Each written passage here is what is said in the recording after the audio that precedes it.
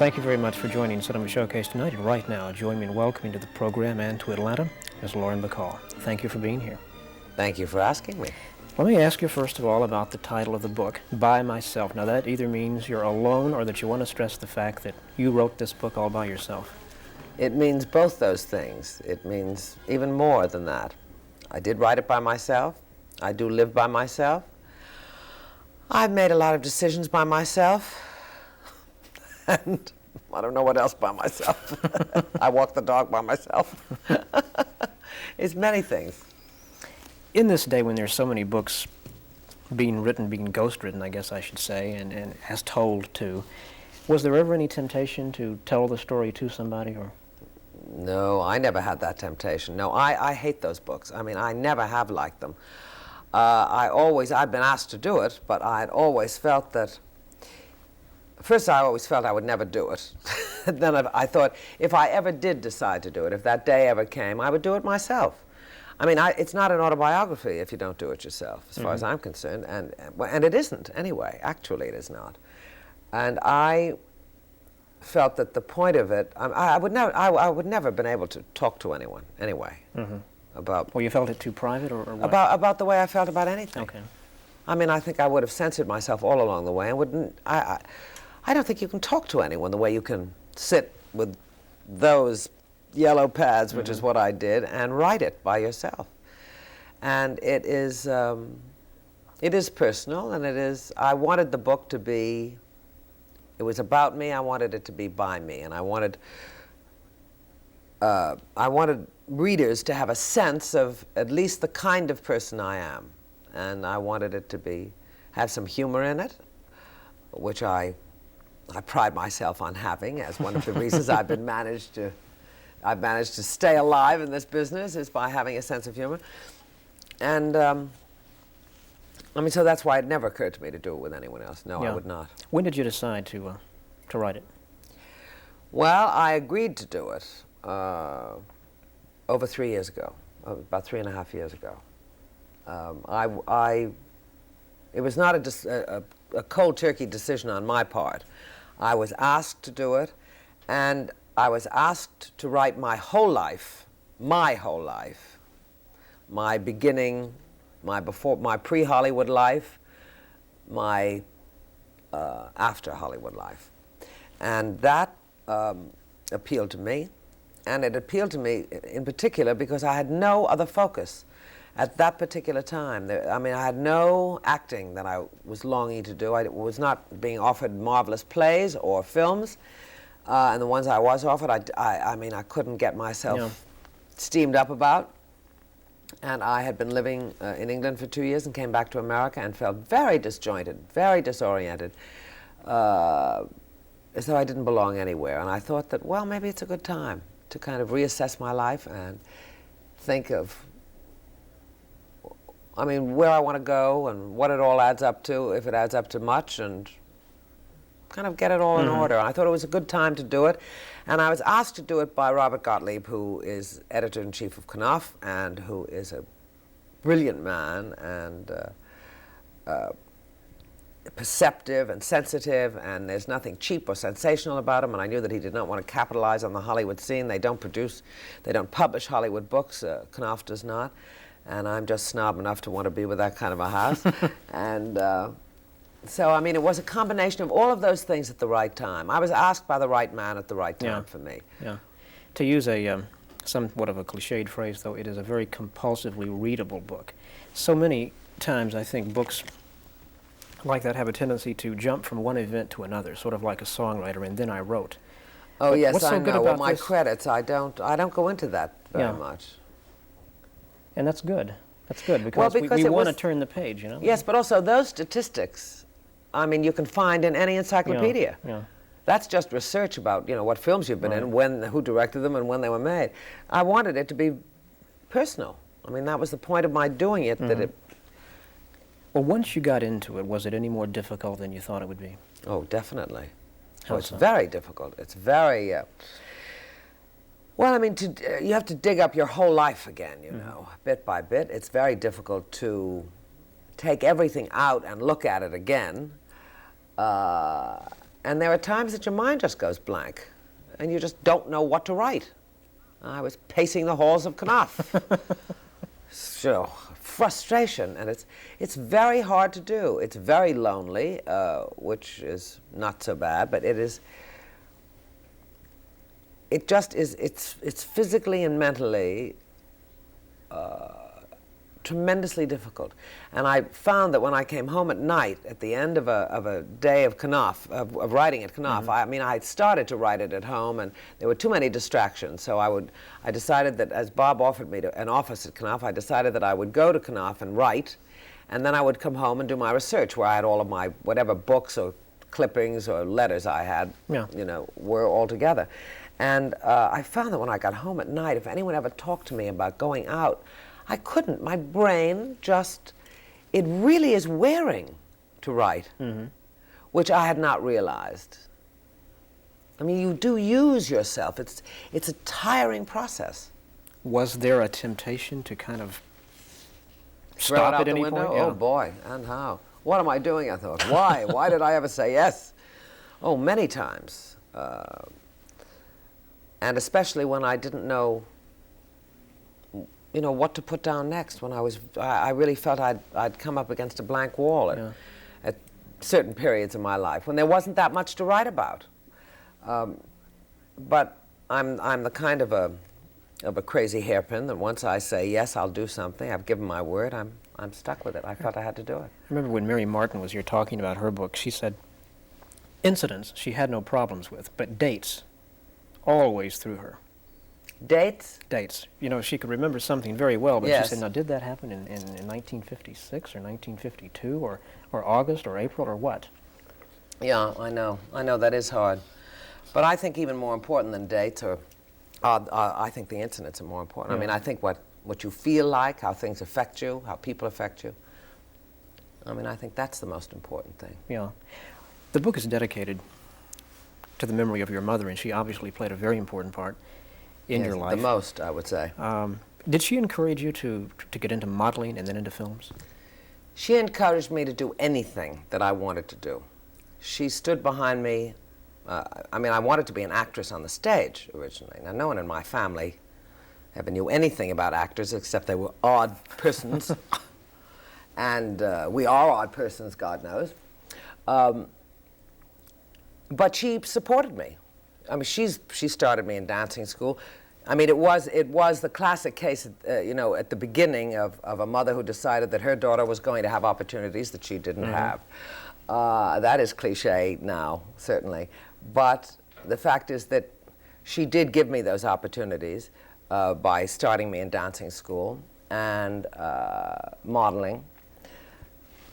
And I was not a very successful model until Harper's Bazaar. I was not in demand, shall we say. They weren't pounding on the door. No, not breaking down any doors. But my grandmother was horrified when I said I wanted to be an actress, you know. She thought I was crazy. Well, go make a decent living and help your mother, who works so hard.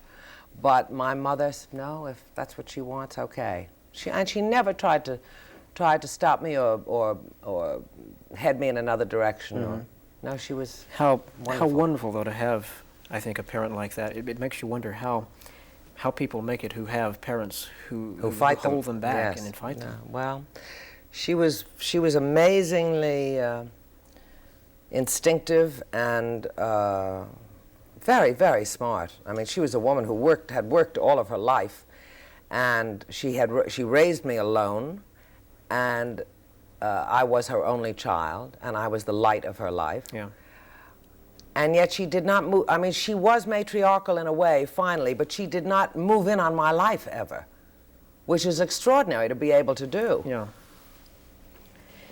When the movie offers started, I guess that was a result of the Harper's Bazaar. Well, yes, my modeling in Harper's Bazaar, which I did not do for very long either. I would say the thing that triggered the Hawks' interest was one layout that they did with actresses.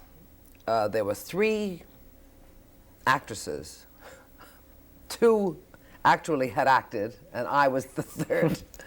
But what they did in the bazaar was they had put the names of the other 2 girls in the magazine, and as a surprise, they had put my name in, said young actress. Mm-hmm. And that was how they found out my name.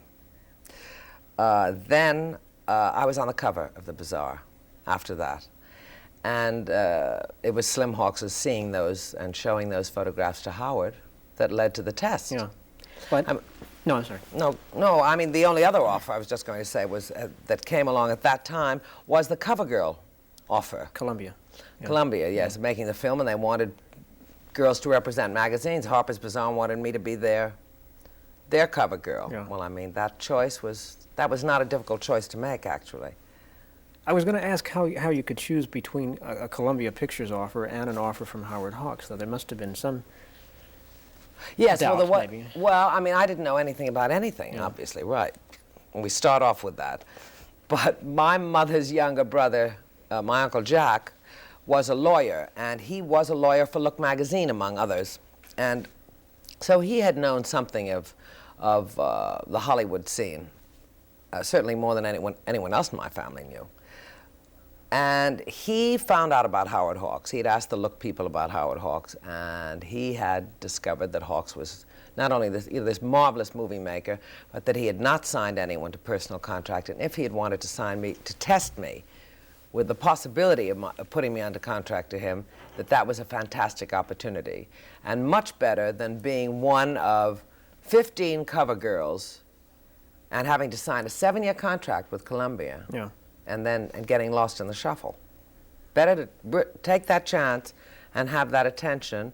And of course, I agreed with that completely, and he was right. Yeah. Well, Hawks, I mean, was a man of some distinction. Oh, absolutely, no question. I mean, I didn't know whether I'd get the contract. You see, Mm-hmm. I might have lost out on both counts, but it was better to take that chance. Must have been kind of a thrill, though, to go to Warner Brothers, where one of your idols, Bette Davis, worked. I thought, oh God, if I pass her, what will I do? If I'm on the lot and I walk by her, I'll keel over. Because I know you used to, as you point out in the book, you used to go to theaters and watch her films and imagine yourself as Bette Davis. Oh, well, I just used to play those. I played those scenes over and over again, doing imitations of Bette Davis. I mean, I was freaky about that. But she was, I mean, wasn't a bad person to emulate. I mean, she was a marvelous actress, and she was a great star, a great film star, is a great film star. She came to see you in Applause, I know, on Broadway. Yes. What was that meeting like? It was very curious. Of course, I did not know she was in the audience, because I never am told. That's one of my rules in the theater, that no one ever lets me know when anyone is out front, because that makes me very nervous, and I think about that instead of about what I'm doing. In case we don't know why I asked you that, Bette Davis played Margot Channing in All About Eve. Yes, she was Margot Channing. And she will always be Margot Channing in All About Eve. But Applause was the musical version of that story. Anyway, she did come back to my dressing room, and I felt very odd about it. And she was sitting in my room, and I was sitting there, and I thought, how life goes full circle. I am sitting here. She has come into my room. She who created this character comes to see me, who is recreating it in another medium. And she was the one I always worshipped and adored. It really is too weird. Life is very peculiar. But she was very nice about it.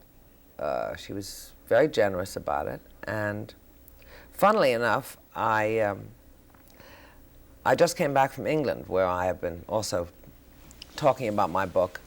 And when I returned home, there was a letter from Bette Davis about the book, which really was such a nice letter. I mean, a thoughtful, really sweet letter. Yeah.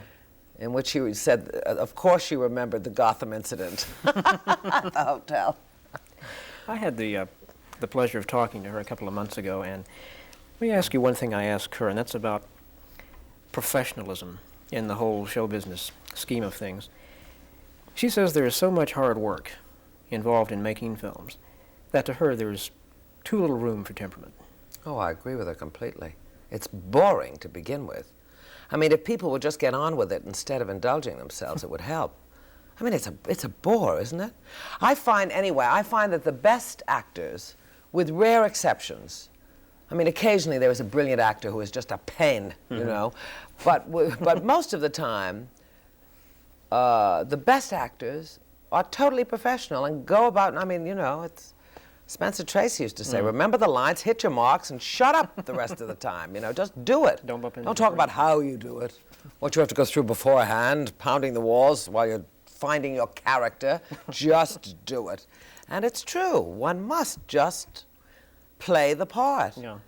And the rest of it is, I think, phony and unnecessary. And I also think it's insulting to your fellow workers to be temperamental. And I think it is a cooperative profession. And I think we all need each other, so what Well, the do you heck? think there is ever... You worked with Marilyn Monroe in How to Marry a Millionaire, and she later became known for being extremely temperamental, being late to the set and so forth.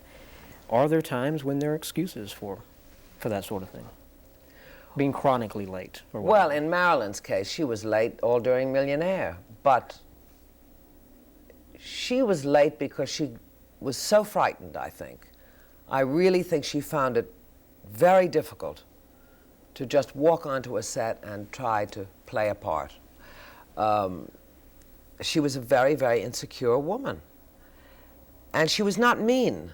Her lateness was irritating to everyone else, and it was rude. It is rude to be late. But she didn't do it for those reasons. I really don't think she could manage. She just kept putting off going on the set, just trying to get herself together so she could deal with it. Mm-hmm. And she was, I don't consider Marilyn an actress. I mean, Marilyn had a fantastic love affair with the camera. I mean, when she was photographed, she didn't have to say anything. Yeah. She was just incredible on the screen. And, but she never had real confidence in herself, I don't think. Yeah. So it was really not. So not I mean, you couldn't mean. blame her. No, Yeah. no. I don't. You know, I don't. Yeah. In the book, you talk about how the famous look came about, which I think is marvelous. Could you tell a little bit of that? Yes, I was like this, yes. Because I was such a nervous wreck, I did shake a lot, visibly. And the head was going and the hands were going, lighting the cigarette and everything. And I discovered finally, on the first day of shooting, after several takes. This is To Have and Have Not. To Have and Have Not, yes. That by holding my chin down and my head at this particular angle, I was able to hold it steadier. So I started to do that, and it certainly helped. And I looked up, and that became the look. I didn't know it was going to, but that's what happened. I mean, it was a combination of that and Hawks's incredible eye for what looked good, and his placement of the camera, his discussing with the cameraman, saying, you know, you put the camera, always raise it a little bit like this, and we'll have a shadow here. Oh, it's wonderful. So what everybody took as seductive started out as being security. Yes, right, of course, yeah. But everyone reads into things what they want to anyway, you know. Yeah. In going around and talking about the book, have you found any surprises? Have you found that people are curious about one thing more than anything else? You mean in interviews? Yeah. Or people when you're signing the book for them? Or when I'm signing the book, which I find a very rewarding experience because I really can see face to face who's buying the book. I found what has surprised me, I think, is that more young people are buying it than I thought would. I mean, I didn't know, because how can you figure out anything like that? You know, you can't. And they've all been so generous and so complimentary. And what has pleased me very much is that an awful lot of people seem genuinely either to like me or to like my work or to have seen me on the stage. And that, I mean, I wasn't sure that would be the case. Yeah. And so, I mean, that I found one of the better dividends of this, which has been a total dividend. This sleigh ride I'm on with this book is so wonderful. Some people have told me, though, that it becomes a real grind to have to sign the book day after day after day. It isn't so much the signing of the books. I mean, that's not the grind is the constant travel and and lack of sleep, and talking about yourself. I mean, talking about myself is not something I really adore doing. And I think that is tiring. And trying to be interesting. I mean, there are many people that interview you that are not interesting, and they do not ask interesting questions. But I cannot. I mean, I would go to sleep. I would start dozing. I can't do that, so I have to keep myself going, and I have to, you know, keep the adrenaline going and try to make it interesting, and that's tiring, you see. Yeah, I hope you're not tired now. No, I'm not tired now. I'm not tired now. But you know what I mean? I mean, that does, you know, that does happen. There's a wonderful part in the book on the making of The African Queen, which, of course, you were not in. Your husband, Humphrey Bogart, starred in. Is that your favorite of his films, by the way? It certainly is one of them. It's my son Steve's favorite. Yeah. It was a wonderful experience, that. Making that film must have been... It was fascinating. Yeah, it was wonderful. But that's where you got to know Katharine Hepburn, wasn't it? That's where my friendship with Katie started. That's where Bogies did. He hadn't known her before. He'd known Spence Tracy for years and years, but had never met Katie. And Katie, of course, is a very valuable, important part of my life. Probably the most, I would say outside of my mother, she's the most extraordinary woman I've ever known. I can believe that, because you start out by saying that, first of all, you had to admire her courage for going halfway around the world without a companion or a friend or something to make that film. Yeah, it's something. It's something to move through the world by yourself. Yeah. It is. It's not easy to do. And I know later on, she and Spencer Tracy would come, I guess, every night to see. Well, they used, yes, they did see Bogey at the last few months of his life, and they always came when there was no one else there, just because it was. I mean, they were all close friends. We were all close friends, and it was just a marvelous time for Bogey and for them, so that they could have an exchange. You know, one thing that comes across so clearly to me in having read the book is that Humphrey Bogart's screen image was one of a tough guy, but yet he comes across as a man of great dignity, integrity, and a very warm person.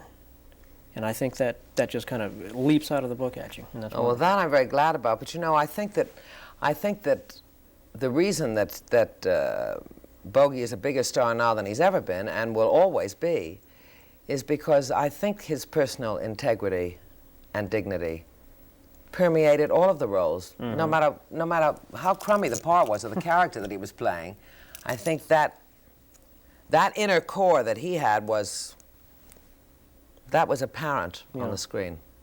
You knew he couldn't be bought. Right, right. That's a very important thing to know about someone. Was it particularly painful to write about the last days? Well, it's always painful to relive pain, but that was not the hardest thing to write about, because that's very clear. I mean, anyone's death is, I think my mother's death was harder to write about than Bogey's, because my mother's was more recent than Bogey's. And, of course, your mother has a place in your life that no one else could ever have. But the hardest thing to write about really are the happy times. I mean, imagine saying, page after page, oh, boy, I was happy today. Oh, what a good day that was. I mean, what do you say after that? Oh, what a wonderful day it was today. Gee, I had the best time. It's boring. It is very boring to write about happiness. Yeah. How do you write about it, you know? But somehow you bring that off, though, which is great. Well, I mean, you can write about the first wonderful thing that happened to you, but you cannot continually write about good times, because there is not that much to say about them. We are just about out of time, and I think this is the kind of book that in another 25 years we can expect a sequel to, because you're going to be doing a lot of stuff. What are you working on now? You're darn right. I am going to be nonstop work. I'm starting a film next week with Robert Altman called Health. Vitamin Health. Altman is an interesting director. He improvises a lot, you know, and that could be a challenge. I will find out, yes. He is, but he's smart, and we get along very well and like one another, and I'm anxious to work with him. I don't know how good I will be and improvisation. Not having done it with a camera grinding before, but... you kind of have to do it on the stage, though, don't you? If the audience isn't right with you, you have to... Well, on the stage, that's different, because that's in the context of a whole story, of a complete character. That's not a piecemeal thing at all, you know? And, but with Altman, I don't know. I don't know how he works, but I do know that every actor I have ever spoken to who's worked with him adores working with him. Yeah. And he loves actors, so... Unlike Michael Curtiz, who...